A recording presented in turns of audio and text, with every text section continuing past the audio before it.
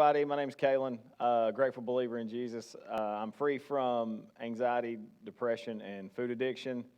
I am co-ministry leader here at Celebrate Recovery Calhoun with my wife Lauren and the Landing. And I have the honor and privilege to read from you Luke chapter 21. So let's get after it. Verse 1 says, "Now he looked up and saw the wealthy putting their gifts into the temple treasury. And he saw a poor widow putting in 2 lepta. And he said, 'Truly I say to you, this poor widow put in more than all of them. For they all contributed to the offering from their surplus. But she, from her poverty, put in all that she had to live on.'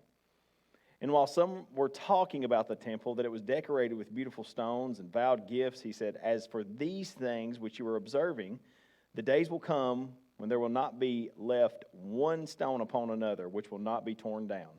And they asked him questions, saying, 'Teacher, when therefore will these things happen?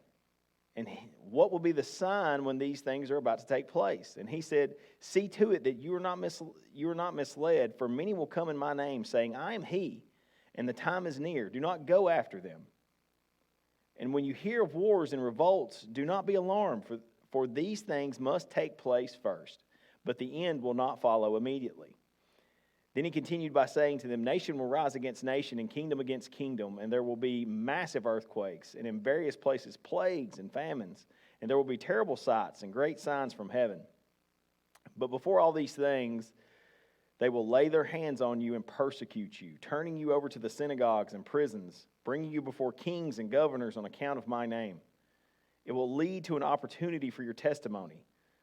So make up your minds not to prepare beforehand to defend yourselves. For I will provide you eloquence and wisdom, which none of your adversaries will be able to oppose or refute. But you will be betrayed even by parents, brothers and sisters, other relatives and friends, and they will put some of you to death. And you will be hated by all people because of my name.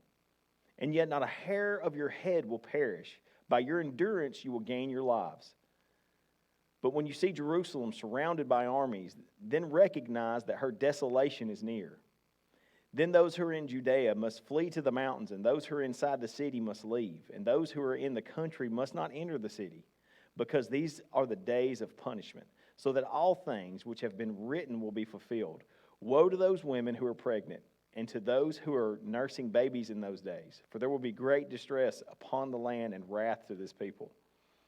And they will fall by the edge of the sword and will be led captive into all the nations. And Jerusalem will be trampled underfoot by the Gentiles until the times of the Gentiles are fulfilled. There will be signs in the sun and moon and stars, and on the earth distress among nations, in perplexity at the roaring of the sea and the waves, people fainting from fear in the expectation of things that are coming upon the world. For the powers of the heavens will be shaken. And then they will see the Son of Man coming in a cloud with power and great glory. But when these things begin to take place, straighten up and lift